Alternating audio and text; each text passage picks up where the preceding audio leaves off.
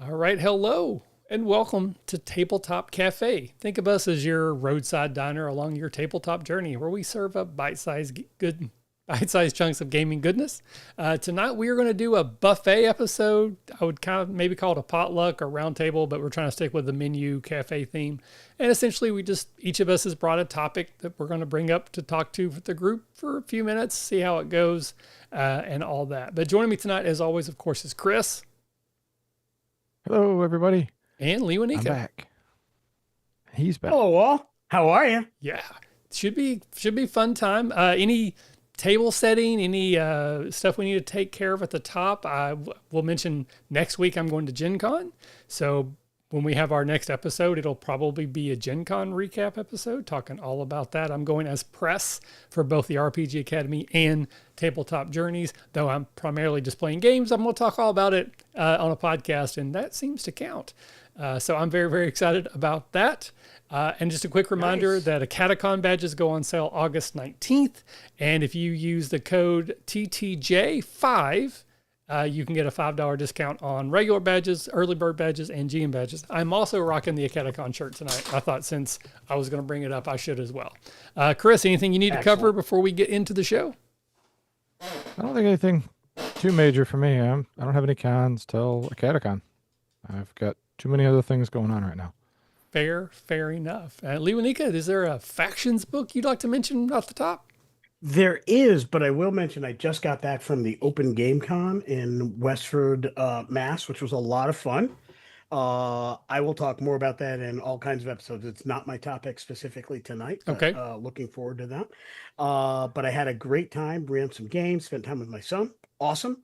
Uh, Two things were very cool that happened there. One of those is a convention runner for TotalCon has invited me to be a special guest at TotalCon. I've gone 2 years now. Would like me to go there so I can be a part of some of the special events and do some panels and do some other things as well. Nice. So I'm excited to kind of be recognized. But yeah, so the other thing is Actions.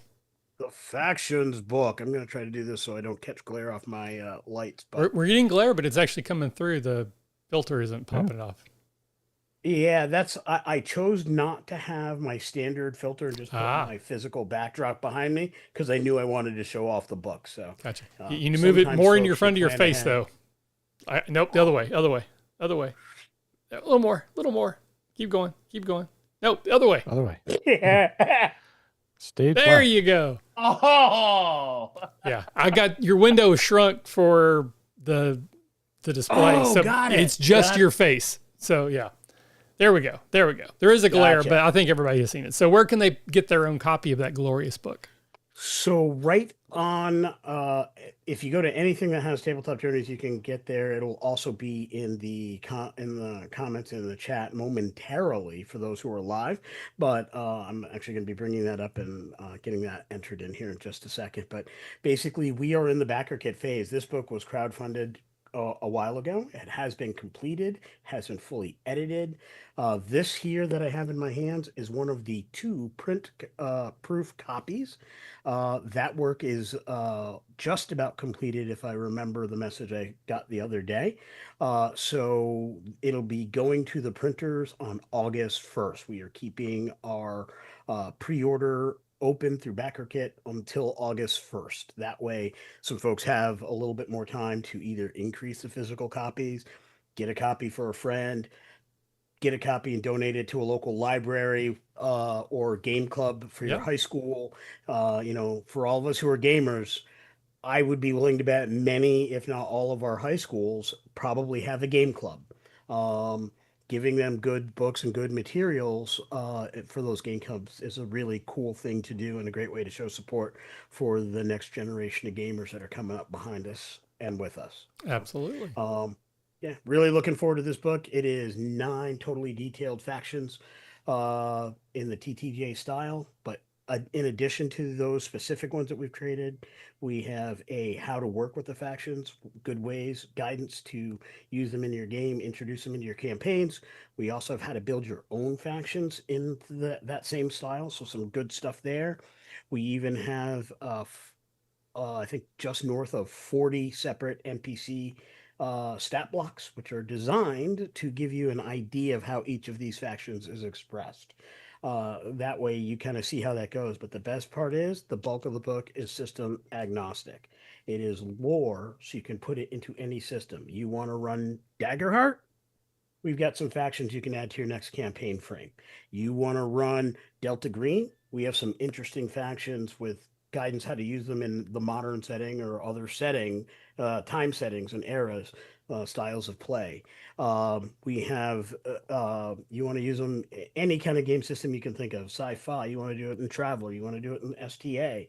These factions can be expressed in many different ways in many different campaigns. The lore is here, so you have a deep history to draw from and start from.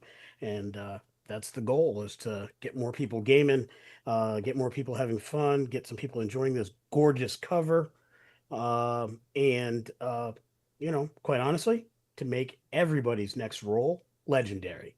Excellent.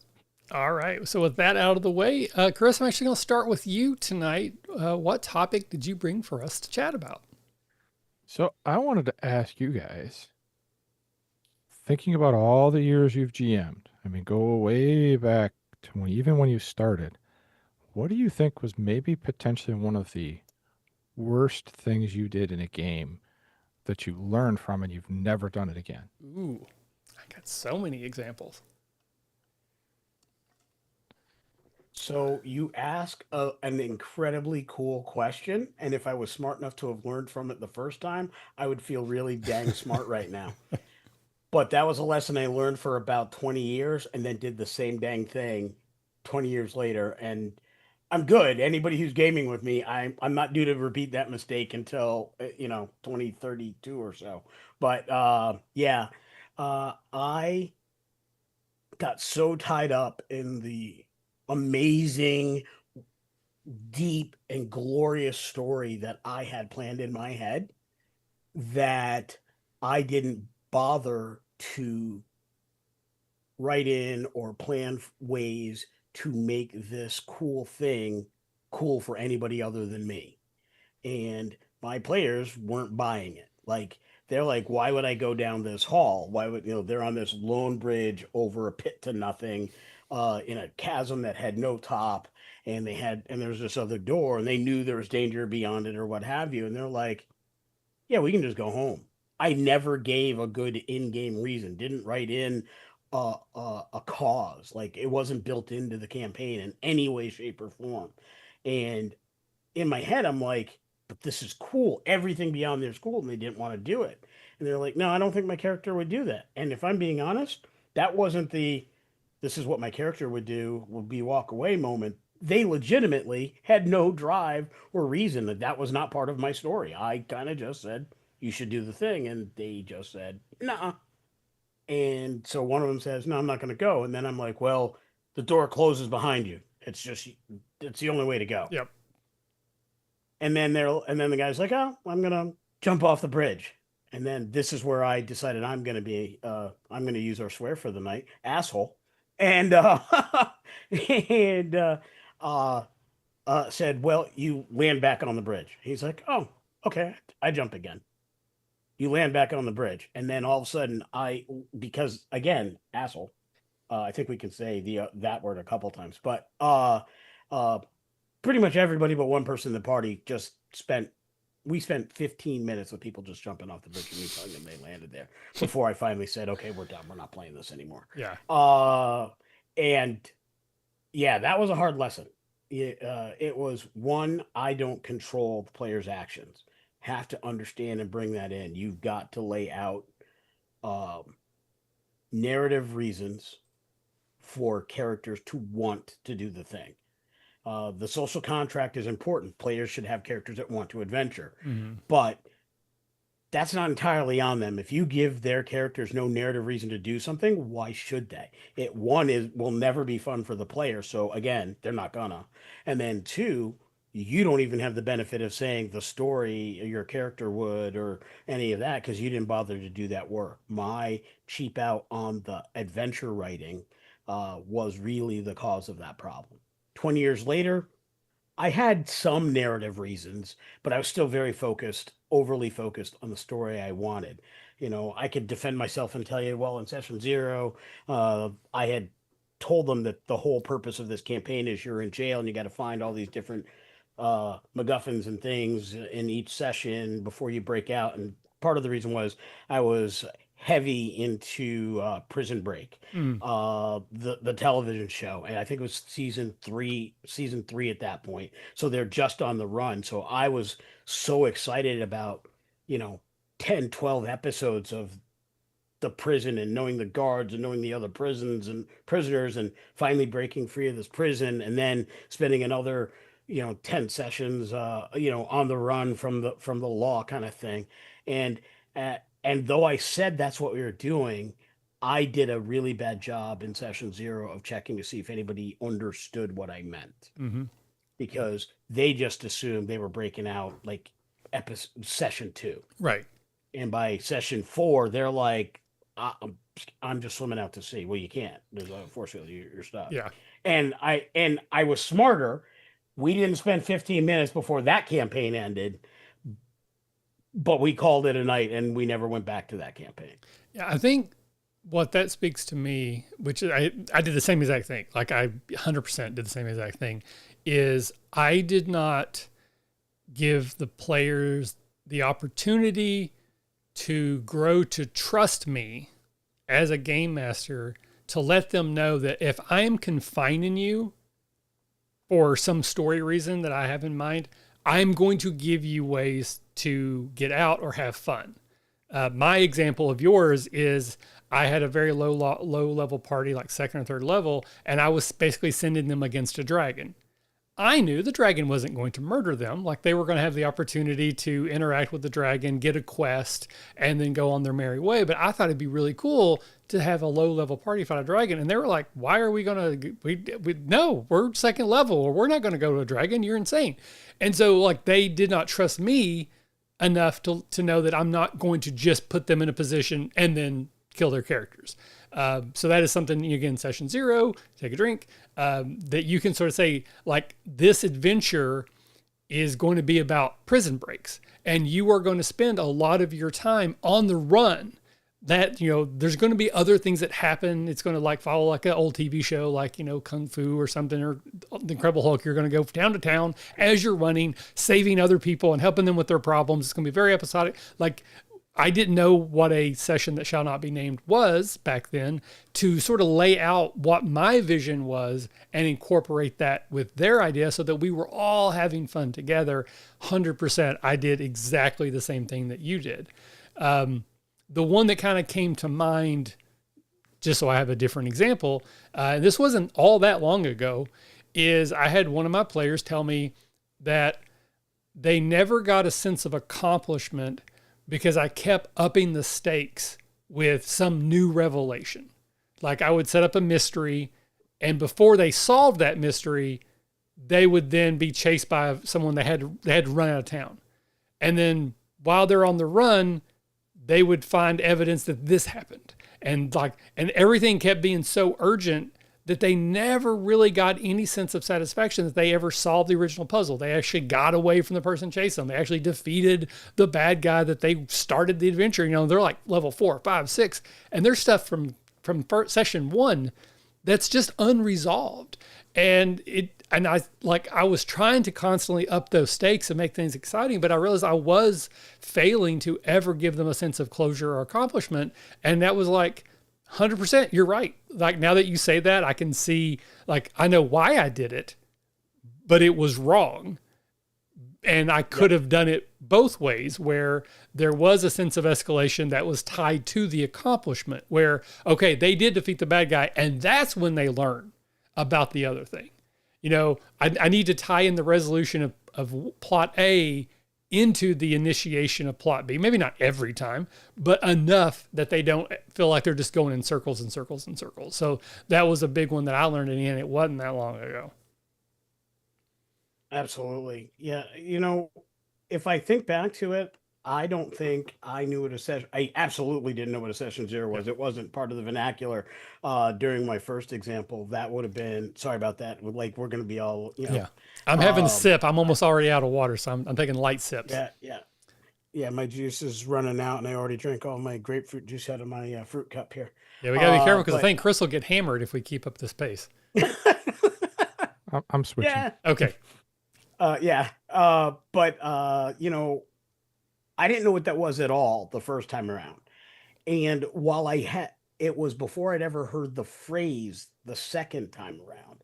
I think we're talking 2012 ish, 2013 ish, or something in that time frame. I had not heard that phrase at that point, but I had already been in a mode of starting new campaigns by talking about the goals and things like that.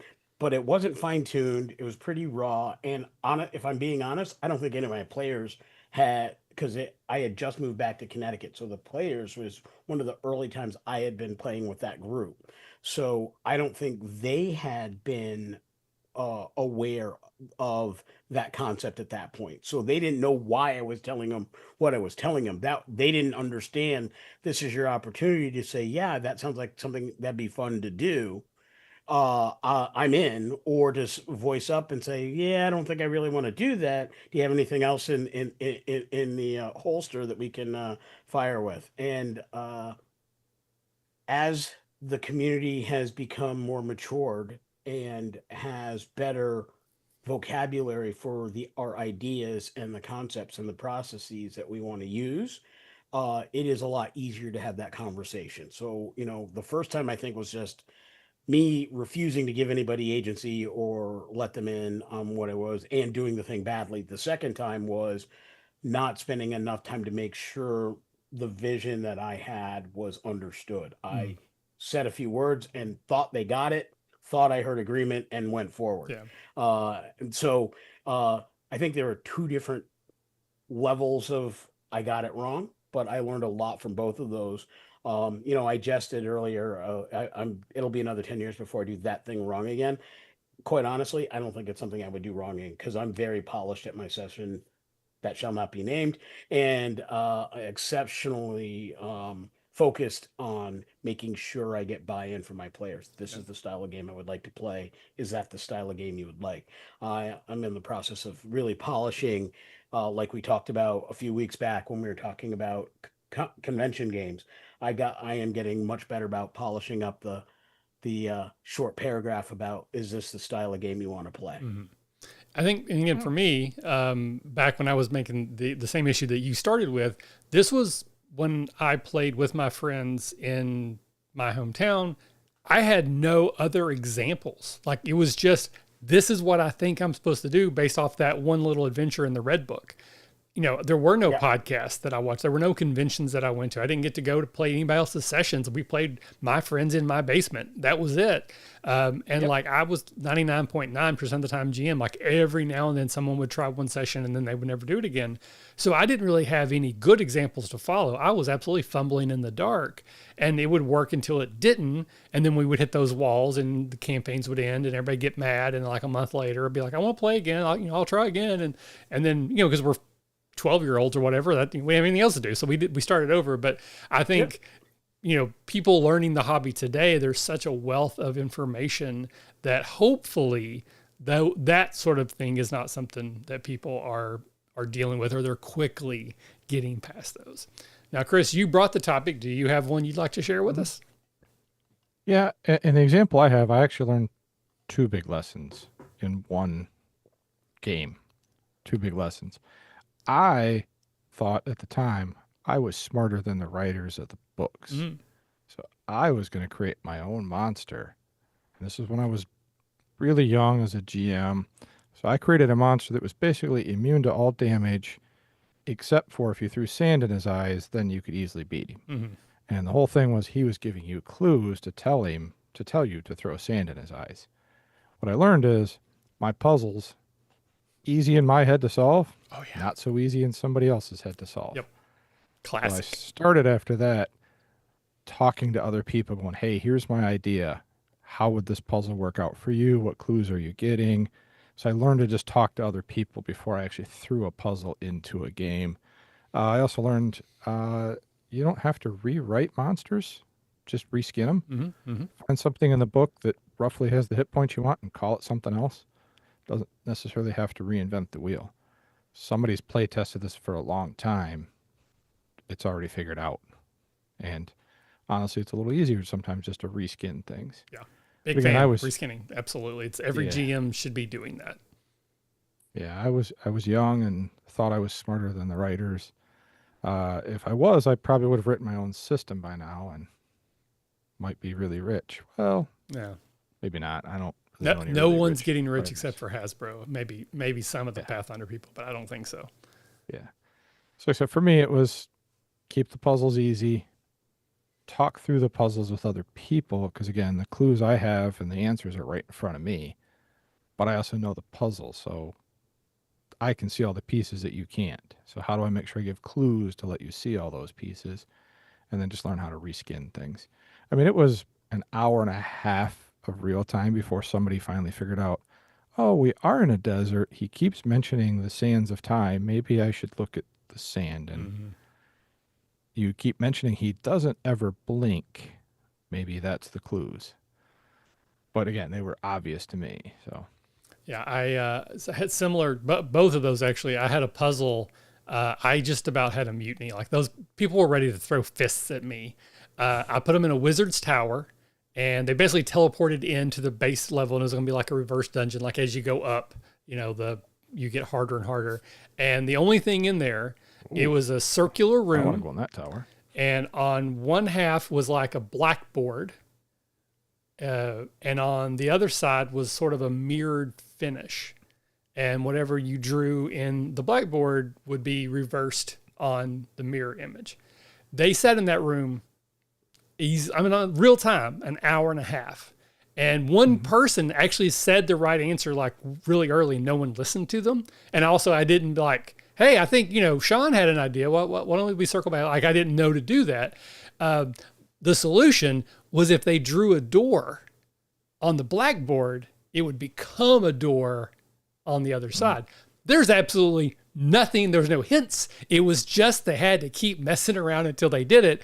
I thought eventually, like I thought somebody would come up with that quickly or like even just like accidentally. Sean did, but no one listened to Sean. So hour and a half real time almost came to physical blows when I finally told him how to get out of there. And then I did the same thing with the monster. I think I've told this before, the carrion crawler. This was a 3.5 campaign. Carrion crawler back then had eight tentacle attacks, and each time it hit you, there was a chance you would become stunned or like paralyzed. I thought that was too wimpy, so I did it every time it hit you, the DC went up by 2. And it started at like 10. So 4 attacks on this guy and 4 attacks on that player, and they were having to make DC 10, 12, 14, and then 16. They're going to fail one of those. So yeah, I killed the entire party with 1 carrion crawler. That's rough. Yeah. Dang. Not my best rough. work. Yeah. We actually have a question in chat that I think is a really good one. I might slaughter the name because dyslexia guy. Sir, I'm going to go Grawwain. Probably wrong completely. Do you have any opinions on allowing players to start with wealthy or well-connected characters? Ooh. I do. And I will try to include a link to a special background episode we did a couple years ago on the channel. But yeah, so this happens a lot. Players will say, "Oh, I want my character to be the prince of such and such. I want my character to be the king of who's a what's is. I want my character to have, money in 15 systems." All of those things are wonderful narrative choices if you're writing a book. They are problematic in a game that, on some level, depends on an amount of balance. So what I've tried to do when people come up with that is always try to find the way to create the balance.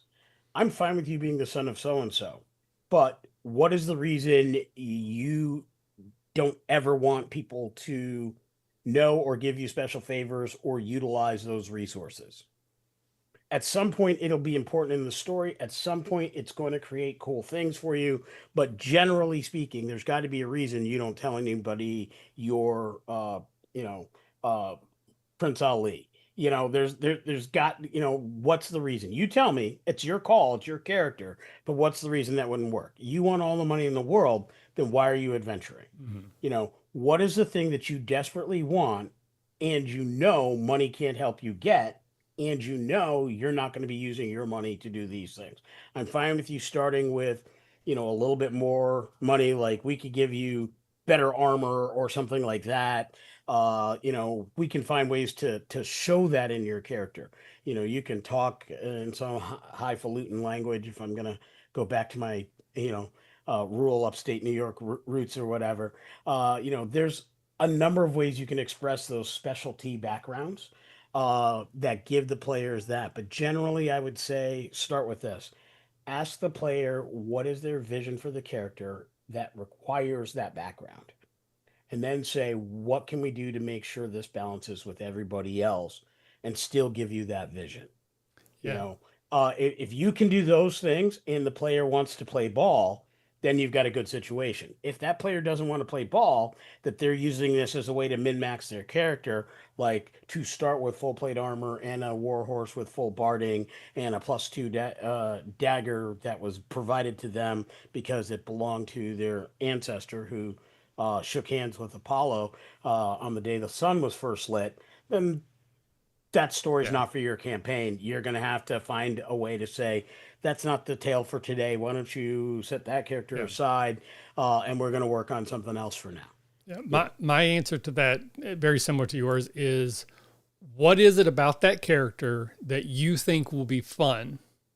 Like, what do you envision your character doing that you think will be fun? And can we accomplish that a different way? Or you and I have to agree that you're not just going to solve every problem with your money, because that's not fun for anybody else, including myself. So we have to agree upon some sort of limitation, either that you impose on yourself or that the world is imposing on you. Like, I'm not opposed to that, having a character that background, but we're going to have a conversation in the session that shall not be named to figure out like what it is that you think will be fun. And then maybe I can come up with another idea, or we can work together to do that differently. You still get the what they're thinking, oh, this will be fun when this happens, and it'll be fun when I get to do this.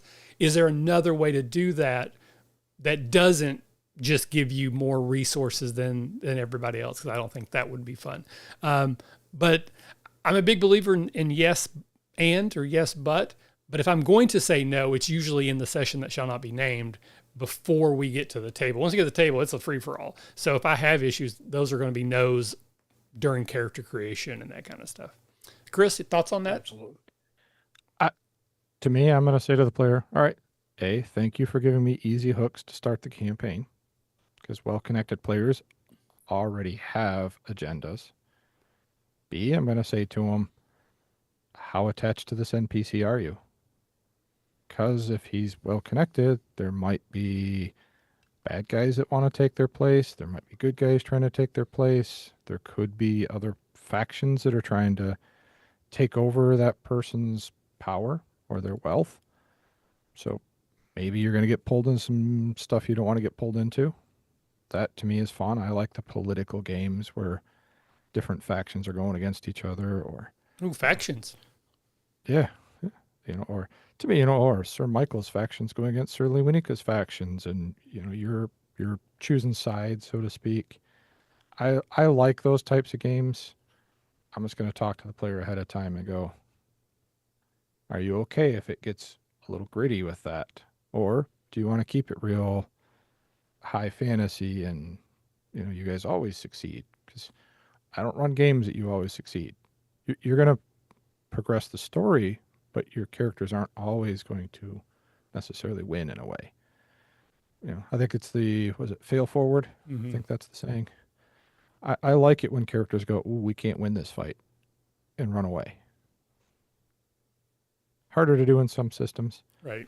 Definitely harder to do when you get up higher levels. But like in your example earlier, the second level characters going, the dragon.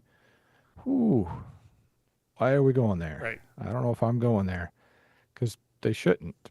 unless there's a good hook. Yeah. Yeah. There has to be some reason. I would say, you know, I know it's not everybody's cup of tea, but Game of Thrones. My wife and I have started rewatching that with my kids, who now are a little bit older and haven't seen it before. And the Lannisters got a lot of money. They also have a lot of problems, like constantly getting into shenanigans and adventures. That money helps them in some cases, and it causes problems in others. And again, they don't have it all with them all the time. You know, they don't always have it with them in the moment. So sometimes people knowing they have money, but then they don't actually have it on them at the time can be a problem. So there are absolutely ways to use that to make an adventure fun, but it is something that has to be, I think, carefully negotiated between player and GM so that it doesn't just become they're now the main character. Maybe they're main character of like an arc, maybe they're main character of a session or two, but they can't become all time. This is the story of my character now because of this choice, whether it be wealth or like in magic item. Like my great grandfather did this thing. Can I start with this really powerful magic item? Maybe, but we're gonna have to talk about it. But thank you for the question. I really appreciate it. Yeah. Yeah. Alright. And if they're talking about magic items, there are a number of great resources. Drive Through RPG has one on legacy weapons, things of that nature. So, and I've actually built a few for a couple of campaigns where I basically built them at the 4 tiers of play. So even if it was the vaunted magical item of the past, you're a first level character. You can't wield that power. So it only does a thing for the Yeah. first tier of play. And then as you advance, then it moves into its second form and it does more, and so on and so forth. So if they're talking about a big magic item, I want to wield Excalibur, that's fine. Well, at first tier, Excalibur is a +1 sword that shines really brightly, and may give you a situational bonus in some diplomatic scenes, but also a situational negative if you're in some streetborn scene, because people see you as highfalutin, and so they don't want you to boss them around. And then it gets more power each tier. Yep, I'm a fan of those as well. All right, Lewanika, what did you want to bring to the topic or to the table today? So I wanted to talk about my side hobby, which happens to be minis. One of the things I got to do a lot at the convention I was at, Open Game Con, was paint. And so I was working on several different things, and like this guy right here. See if I can hold Nice. still long enough to have him kind of show up real nicely. I've also been working on my white dragon. I gotta find something to put behind this so it shows better. See if I can do that. A little more to your right. Yep, hang on. There we go. Yeah. Okay. White dragon. Yep. And so I've been enjoying painting and trying new techniques. I have a really cool looking boat, which What is that? A boot? a boot. A boot? We're gonna need a bigger boat. And We're gonna I need a have bigger boot. finished up some detailing and put some darker stuff on board this boat. And let me see here. So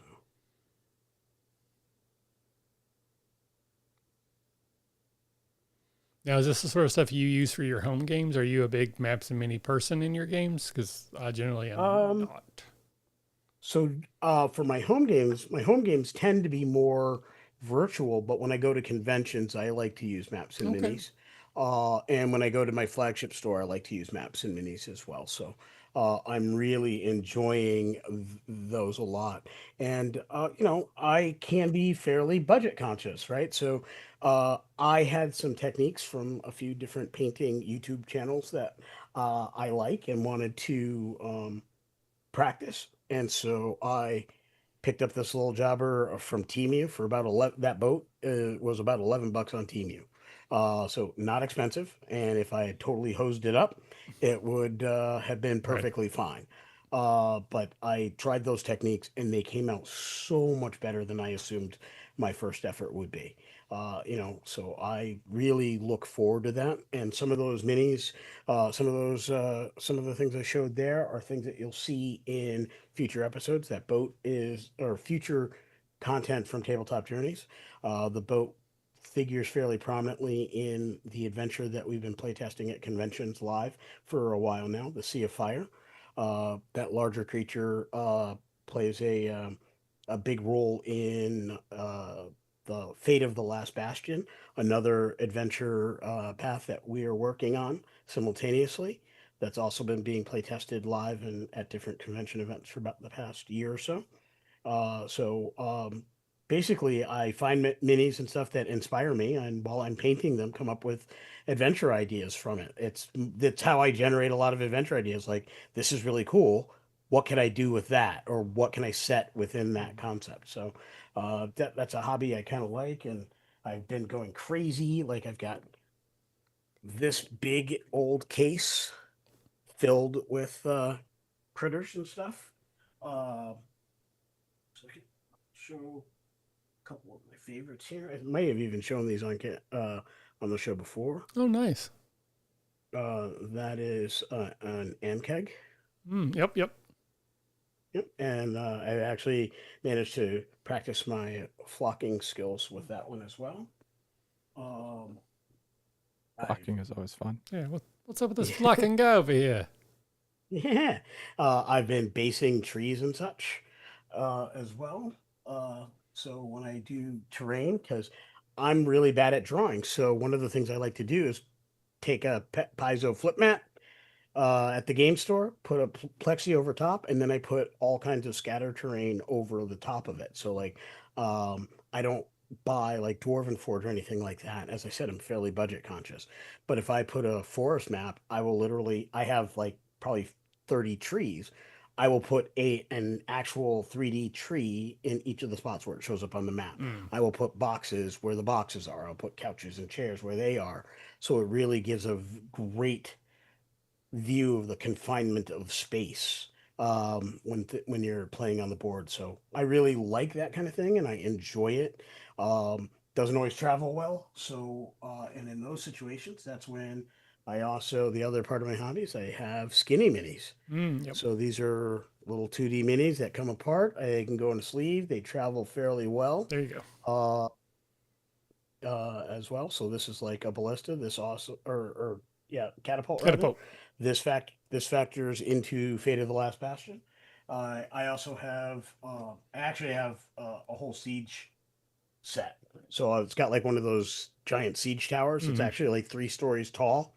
So when I do Fate of the Last Bastion, I actually have terrain that I picked up at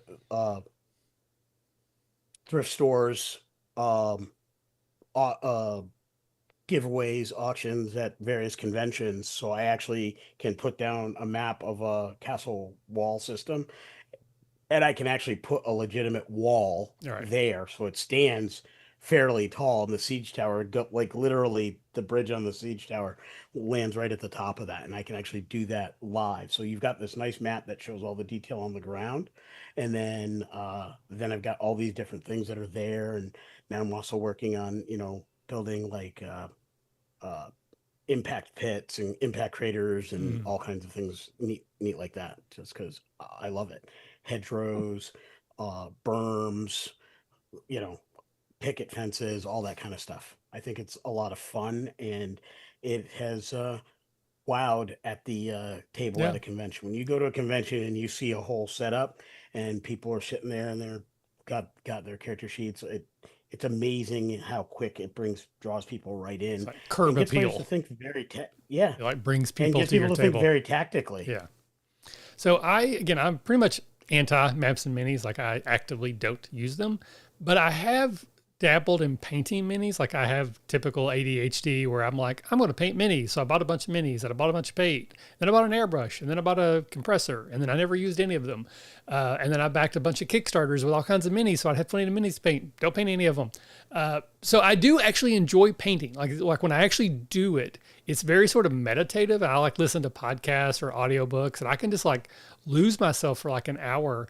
My problem is I don't have time to do that. And now it's like that executive dysfunction where if I'm going to paint, I want to set aside enough time to make it worth getting everything out, like shaking up my paint really well, getting the airbrush out and like, picking my minis and getting them all base coated or whatever so that what's the word I can't think?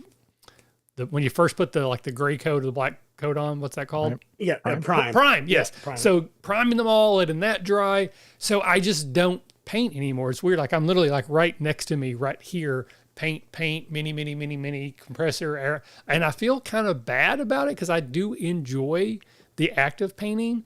I just, until my life changes pretty drastically, I'm not going to be able to do it. I did want to share though, this is a bronzed carrion crawler. So my players had a sense of humor when I killed them all with a carrion crawler. They took one of the WotC pre-made minis, attached it to this little piece of wood, spray painted it bronze, and gave it to me as a memento. And I still have this. And that probably was 20 to 25 years ago when that happened. And I've made a point of keeping this with me anytime I've moved. This is a treasured possession for me. So my TPK Absolutely. with a modified carrion crawler, I will never forget doing that. Chris, what about you? Maps, minis, buddy. What do you do? Most of the stuff I do is theater of the mind. A lot of the reason I do that is I want people to stay in the story and not worry about the rules as much. And I notice when I put maps down, then people are like, okay, I need to move 30 feet, then do this. There's then like do a that. switch that flips, and not for everybody, but I've Yeah. experienced that. It's like I'm playing a different game the moment there's minis on the table. Yeah. So for me, I just want to just say, hey, what do you want to do? You're like, I want to run up and attack. And I'm like, cool, you're there. Yep. Like, I don't want to have to count squares. I want them to stay in the imaginary world we're creating in our minds. Now, part of that is because, like you said, that flip switch is for me. So if a mini's put on the table, I do that switch naturally and start thinking tactically and less imagination. Or cinematically, like, comic book, movie action. Like, I don't know how far away you are, but if it's cooler, you're going to get there. And to be fair, there are people who prefer the other way, and they're not wrong. That's just not the way I prefer it. So when I run it, I do what I prefer. Well, part of it for me, especially when I run a game, if I end up thinking more tactically, the combats sometimes become harder than I meant for them to be. And then I realize, oh, wait, this became a me versus the players moment and not me helping tell a story. So for me to keep in that story mindset, it's easier if I don't. Which means a lot of times I'm stacking dice on the table. Like, all right, Michael, you're this D12. Lewanika, you're the D8. The monster's the D20, and we move dice around because that can help people visualize it, but not have to worry about counting squares. I also don't run a ton of games where you have to really count squares, so that kind of helps too. Yeah. But I have painted minis. Part of it for me is with my eyesight, not my thing anymore. Yeah, It I makes have my like eyes those super tired. 3-level micro glasses so I can actually see because literally it's like two. Yeah. For me, I do more stuff on a bigger scale. So if I'm going to create something, it's usually for the LARP stuff that I do. So I might create a shield out of foam. So it's a bigger project. So I don't have to focus on the minor details. Nice thing with that is if you make a mistake, you can just say, oh, this is a sword mark in the shield. You don't have to be as meticulous, but I also don't worry about it being super meticulous because it's something I wanted to do. Not something I'm doing to impress anybody or sell anything. So, But what's your question, Michael? So I am coming to you for a friend. So a friend wanted me to ask this. It's not for me, it's for a friend. How do you stop murder hobos? I have a person in my life who's a newer GM, and the players are fairly new as well. And for example, they were recently playing a game, and early on, there's like a caravan that's attacked, and someone runs up and says, hey, help, will you please help? The caravan's being attacked. And 2 different players are like, I killed that guy. So that is sort of the level of shenanigans that they are dealing with, and they're asking for maybe some help. And That is actually a tough question because there's so many different considerations. So I'm going to sit quietly for a moment and let you two take the floor. Lewanika, how do you stop murder hoboing, particularly if it's like inexperienced players? So it's newer players and also maybe younger players. So I think for whatever reason, when I first started, I didn't have that experience. Like the Okay. groups I was in, we didn't. But part of the reason was, again, long before we knew the words, uh, the expectation was set. We're playing this kind of game. Like it was, we were told this is the mission or this is the overall goal of the characters. And if somebody came to the table with a character that didn't kind of match that, the GM usually had a pretty quick conversation. If I was talking about supers, the idea is we're playing supers in the Marvel Universe or we're playing superheroes in Metropolis. You're not going to murder bank robbers. Like you're just not. Mm-hmm. That's not going to be okay. There's this dude who hears everything, sees everything, flies around. At some point, he coming for you if you do that. So some of it was setting the stage up front, and then setting the overall like we're thumbing this down. So I think setting that stage in your campaign might be helpful, and or maybe just not doing a campaign to start with. Maybe it's do a lot of one shots and don't worry about the campaign just yet. uh Find your style, or let your players, especially if that's the group you're going to be with long term, find and figure out your style, and then reward the behaviors that you like, and not necessarily punish, but just don't reward the other Right. behaviors. If they go out and murder hobo, all these people have was cotton, nothing. And now you got a bunch of horses, you know? And then, and then the next town will be less than hospitable or something like that. And not as a punishment, just as a, look, this is Consequence. the way the world works, Yeah. or, all of a sudden it's like all of your social challenges and tasks and tests will be, maybe, DCs that used to be 12s are now 14s because people are scared of you.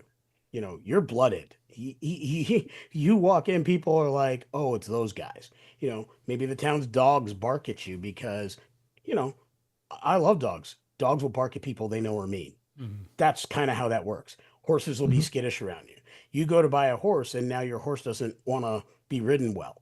These are the kinds of things that you can kind of do to say, the one who is kind, the one who helped those people is going to get a little bit better, and kind of just let them learn that through little events in a series of one shots. And then when you feel comfortable that they've kind of gotten the right spot, that's when you break out the big campaign and say, okay, now we're ready to do this thing. Okay. Chris. I agree with that. I agree with how you said that. You're talking a fine balance here. Some players, that's all they want to do. I've run games where literally every session is me flipping the book open, going, I'm going to stop at letter D. All right, tonight you're fighting dinosaurs.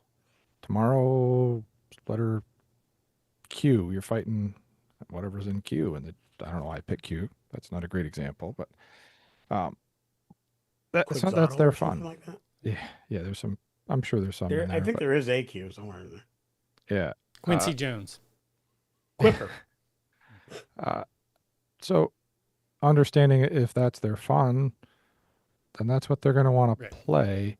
You can, like Lewanika said, start putting in some, I would say, more subtle consequences. Maybe suggest to one of them the next time you start a campaign that maybe they work towards playing a paladin and kind of help guide them into, well, paladins, they don't always go out and just murder. They are going to protect that wagon. They're not going to come up and just start attacking. They're going to go, wait, hold on. They're asking for help. I'm, the brave paladin. I need to protect this innocent person. At the same time, though, you can say, but there's clues here. Something obviously is attacking, so you can go attack the kobolds that are attacking the caravan and then still show them there's some guidance there and help them build it. subtle consequences, maybe right off the bat. Like you said, maybe a lot of the combat you have don't really give you a whole lot. You know, you're not finding 50,000 gold and magic items. Maybe you are finding a handful of grain, or maybe you find a letter that talks about, oh, this caravan was protecting, the princess that was going to unite the two kingdoms that are warring, and well, you guys just attacked her. Now, how are you going to stop the war? Well, you can still be a murder hobo because now you're going to have to go stop one of the armies. But now you got to pick a side. Or can always take Shadow of the Demon Lord's corruption scale or system. Every time they steal or do something bad, murder somebody, they get corruption. Eventually, their soul can't stay in their body. But that's kind of an extreme. Yeah.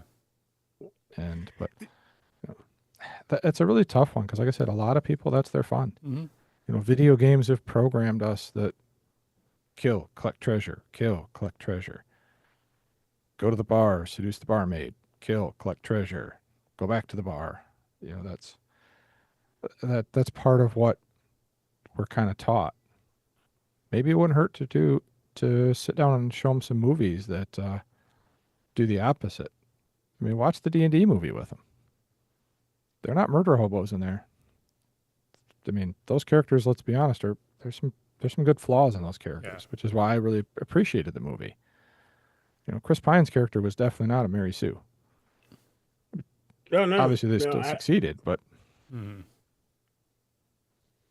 Yeah, I think for me, this is the classic session 0. That is setting those expectations.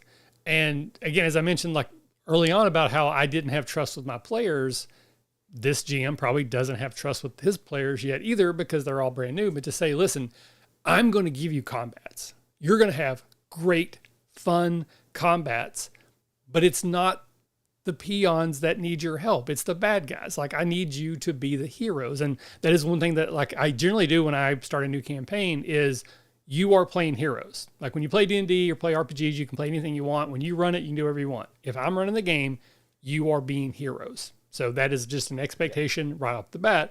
So if we get into a situation, someone says, yeah, I want to somebody's like, help. And they're like, I'm gonna shoot that guy. I'm just going to ignore that and go, the person runs up to you and it's like, oh, my caravan's being attacked. Please, won't you help? And I'm just not going to even acknowledge the person that's saying I'm going to kill that person because clearly they're not going to because they're heroes. In that particular example, if I haven't set a session 0, what I probably would have done is then immediately have the people that were attacking the caravan just show up. Like, I'm sure that wasn't the way that encounter was written, but it's like, this person's running through the weeds like, hey, I'm being attacked. And like, I'm going to turn and shoot that guy. 3 horsemen crest the hill and they're about to ride down. They see you. Now they're attacking you. I'm just going to jump straight to the combat that was supposed to be 50 yards over here. It's now going to be 50 yards over here. And I'm not going to give you a chance to take out the caravan driver who's running for help. So you're going to get a combat. You're going to get to do the thing that you wanted to do.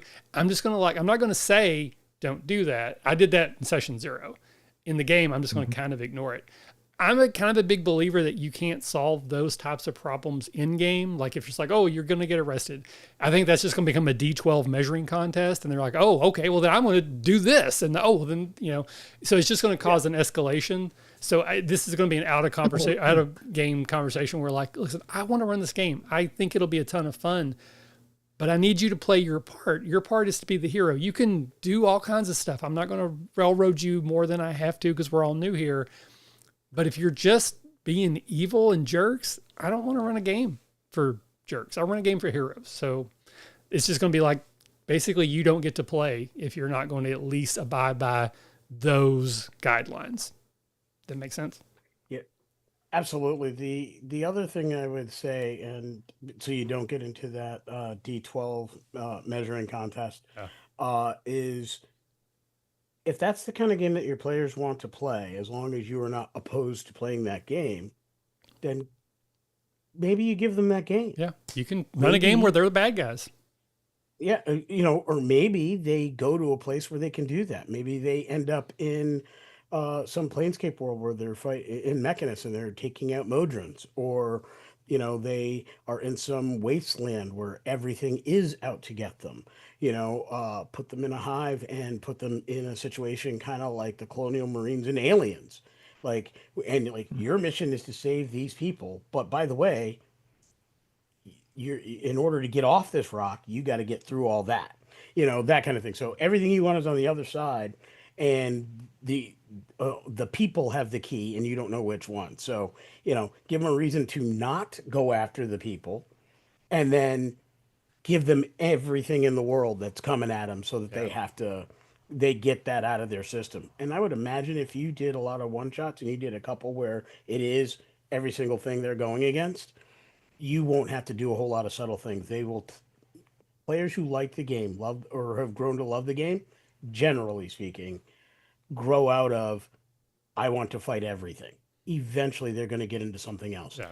Link it to a story. Give it, these are the side characters from, you talked about Game of Thrones, but these are the side characters from, D&D, Den of Thieves, or these are the side characters from, some other fantasy, tropey, film or television show. Give them a world they're aware of, and that so they know those rules in their head, from a TV show that they've done or whatever, or that they know, and then go from there. I think anticipate your players too. That's a good kind of rule. Anticipate what they're going to do. Honestly, it's a little easier if you know all they're going to do is kill things. It's easier for you to plan a game versus the player who's going to get really into the story and look at all the different avenues and angles they could come at something. That can be a lot more difficult. I know if I run a game for you guys, it's definitely not going to be murder hobos. You guys are going to look at, okay, well, how do we save this wagon? Oh, okay, well, quick, get in the wagon, go for cover. One of you might climb the tree real quick to get cover, or one of you might throw a shield over it somehow, or something. You guys are going to try to come up with something creative to protect that wagon. That might make it a little more difficult for me to plan the campaign versus me going, oh, I know Michael and Lewanika are just going to rush in and pull their swords and start killing everything. Yeah, I think. Go ahead. I'm sorry. You made me think of that. The other advice I would probably give here is you can take out those opportunities and not let them know you did that. So, like going back to the example of the caravan, you could just have them come upon the caravan, and everyone's already dead, and the bandits are looting the wagons. There's only bad guys there. If you eliminate the innocent person who's running for help, then they're not going to kill the innocent person. Like they just show up, but there's bad guys, and you're going to have to like cut some edges off of things, but you could probably at least some of the time, maybe you're wanting that moment where they get to be heroes. Like, yes, I will save you, kind citizen. But if your players aren't ready for that, just they're already in the bank and it's being robbed. Like cut out that scene where things could go wrong. Or if that NPC is important to your story that's on that caravan, the bandits are already attacking, looting. You guys get there, you kill the bandits, and you're like, oh, our turn to loot. You pop open a chest, and there's, the important NPC hid themselves in the chest, trying not to die. And now, hopefully, the characters have already gotten the combat out of their system, and they'll, play it up. Make that character really weak and funny and over the top, cowardly. Yeah. Or better yet, give the character healing abilities and let him heal one of the players who got hit in the combat. You'd be amazed how often they're not going to go after a person if he's happy to heal them. Oh, thank you so much for helping me. Throws a couple heal spells and throws them some spare change or something. My order is pacifist. I can't fight, but I can heal. And everybody gets +5 hit points, temporary hit points, sort of thing. Or I have lots of money. If you don't kill me, I'll give you more money than you would have found. Like find a way to make them important to the characters, not to just take them out. But there is no easy answer. Like all the things we suggested can work. In some cases, they might work in some cases, but there is no do this and solve that problem. But again, I would start with a good session 0, setting those ground rules, just asking them, trust me, I'm going to let you have a great time, but we're playing heroic characters. I need you to at least obey that most of the time. And I'm not going to break that confidence by having the little kid who runs up asking for help turn out to be the demon and stab you in the back. Like that's at least not more than once. one time I'll do that, but I'm not going to do that every time because I'm asking you not to just randomly take out NPCs. I'm not going to make those NPCs turn around and got you. That's my side of the agreement there. But all right, any other questions come in through chat, Chris? Not that I've seen. All right. Well, I think that brings us to the end of our time here. Again, I thought this was a fun little version of the show because we were wildly unprepared for anything else. But I like buffet styles. Everybody gets the kind of what they want. So hopefully anybody listening now or in the future also enjoyed. Lewanika, where can they email the show if they have comments, questions, or concerns? Yeah, you can email us at ttjourneys@gmail.com. Yep. Great place to email us. You can catch us on socials. We're on Blue Sky, TT Journeys. We are on Facebook, Tabletop Journeys. We have a page for the business and the podcast. We also have a fantastic community. We also have Discord, which is available. And of course, we do have the Tabletop Journeys Patreon, where we run monthly games. We have early episodes. We give discounts to certain things that we create. We have some plans in the future for some other cool things that are coming up. I know we've been in talks with a few different GMs from the podcasting world that are interested in running some stuff for our patrons. And so we will be looking forward in the coming months to provide some additional game slots. And, this is the call to action for anybody who has ever considered themselves a forever GM that never gets to play. Mm-hmm. Come on down. Be the player. Hang out with a bunch of other forever GMs, because a lot of the folks who are patrons do tend to be the forever GMs. And there are a few things as cool as being among a group of forever GMs, content creators, writers, as a player. Like the level of creativity and coolness of an adventure just goes up 2 or 3 notches. I got to play in one of those games that one of the patrons ran. Like they're like, hey, I want to run something. So I got to sit in as a player for a patron that ran a game for us. So that was super cool. I really liked that. Yeah. That was crazy fun. Yeah. So much so that I took that character and played that same Suede character in another one that another one of our Patreons ran in person at our local store. So, I mean, nice. we have a great time and would love to have other folks join us. And let me say, leave a rating or review. I was looking today, Tabletop Journeys only has 18 reviews on Apple. That is criminal. Like there should be so many more than that. I know a lot of people are listening on Spotify now, and I don't know how Spotify works. So if you've left a review there, thank you. But leave one on Apple too. Let's get some more reviews going for this wonderful show that's been going on way too long to have only 18. Chris, what would you like to say before we sign off? Come to a Catacon. Yes. Best convention ever. Yes. I didn't get the memo, so I'm still wearing the D20 shirt. It's okay. 2 out of 3 ain't bad. Yeah. Otherwise, join our Discord. Yeah. Get some chatting going. I see that being the guy that really doesn't post much, but yeah. I love watching everybody else chat and love watching the interactions. Mostly I don't chat because somebody usually answers the way I would have before I get to it, because I don't spend that much time on it. So otherwise, I know you guys are going to Gen Con. Yep. If you guys are going to be at Gen Con and you want to meet up with Michael, and are you going, Lewanika? I'm not making it to Gen Con. Like I said, I just got back from Open Game Con, and I will be at the Citadel Game Sellers space running games during a Terrificon at Mohegan Sun in Connecticut. So I will be there for Saturday and Sunday, not the Friday, because that is my 10th anniversary, and I still want there to be an 11th through 100th. Totally fair. Yeah, I am ditching Friday at Terrificon so I can spend that day with my wife. Yeah, it's a lot of the Cincinnati-based RPG Academy folks are going. Brad, Michael, Jared, I'm sure other people. Tom's actually going for the first time this year because he's an Ennies judge, so he's going to be there for the Ennies ceremony. So that's exciting. He's very excited. We have a Discord channel set up for all the Gen Con people.